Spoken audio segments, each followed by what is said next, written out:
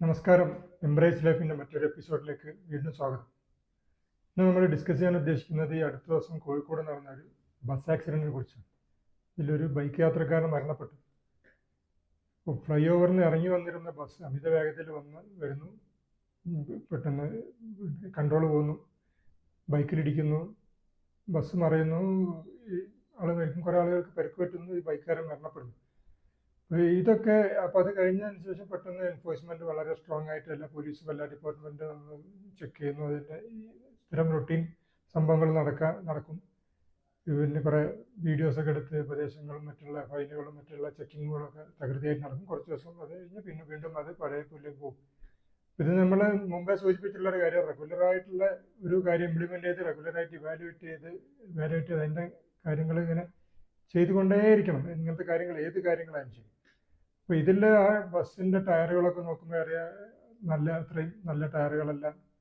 പിന്നെ ഈ ഇറങ്ങിറങ്ങുന്ന, പ്രത്യേകിച്ച് നമ്മുടെ ഡ്രൈവിംഗ് പഠിപ്പിക്കുമ്പോൾ ഈ പ്ലെയിൻ ആയിട്ട് സർഫേസിൽ വണ്ടി ഓടുമ്പോഴും ഇറക്കത്തിന് വണ്ടി ഓടുമ്പോഴുള്ളൊക്കെ വ്യത്യാസങ്ങളൊന്നും നമ്മൾ പ്രത്യേകിച്ച് ഡ്രൈവിംഗ് പഠിക്കുന്ന കാര്യമൊന്നുമില്ല. അത് ഏത് ഡ്രൈവിംഗ് ആയാലും, ഞാനൊന്നും അങ്ങനത്തെ പഠിച്ചിട്ടില്ല.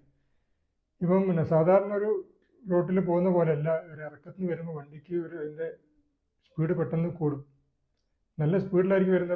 ബ്രേക്ക് എഫിഷ്യൻസി സാധാരണ രീതിയിൽ ബ്രേക്ക് ചെയ്യുന്ന പോലെ അപ്ലൈ ചെയ്താൽ പെട്ടെന്ന് വാഹനം നിൽക്കാനുള്ള സാധ്യതയും കുറയും.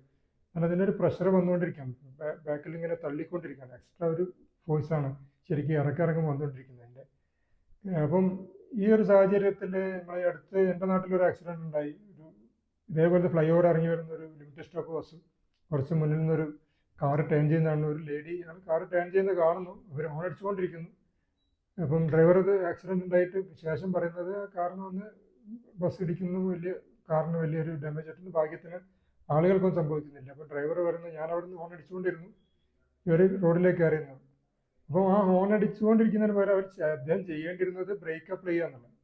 എന്നാൽ ബ്രേക്ക് അപ്ലൈ ചെയ്തിട്ട് അദ്ദേഹത്തിന് അവിടെ നിർത്താതെ പിന്നെ അപകടത്തിൽ പെടാതെ പോകാമായിരുന്നു. അപ്പം ഈ ഒരു സാഹചര്യത്തിൽ നമ്മുടെ നാട്ടിൽ നടക്കുന്ന മെയിൻ ആക്സിഡൻറ്റിൽ, ബസ് ആക്സിഡൻറ്റിന് പ്രധാന കാരണം മത്സരിച്ചുള്ള ഓട്ടമാണ്.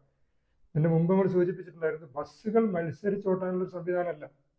ഒരു 5 മിനിറ്റ് 10 മിനിറ്റ് ഗ്യാപ്പിൽ ബസ്സുകൾ അനുവദിക്കുന്നത് നിരന്തരം ആളുകൾക്ക് യാത്ര ചെയ്തുകൊണ്ടിരിക്കാനാണ്. പൊതുഗതാഗത സംവിധാനമാണ് രാജ്യത്തിൽ ഏറ്റവും ശക്തമായിട്ട് വേണ്ടത്. സ്വകാര്യ വാഹനങ്ങളെ പ്രോത്സാഹിപ്പിക്കുന്ന ഒരു സിസ്റ്റം അല്ല വേണ്ടത്.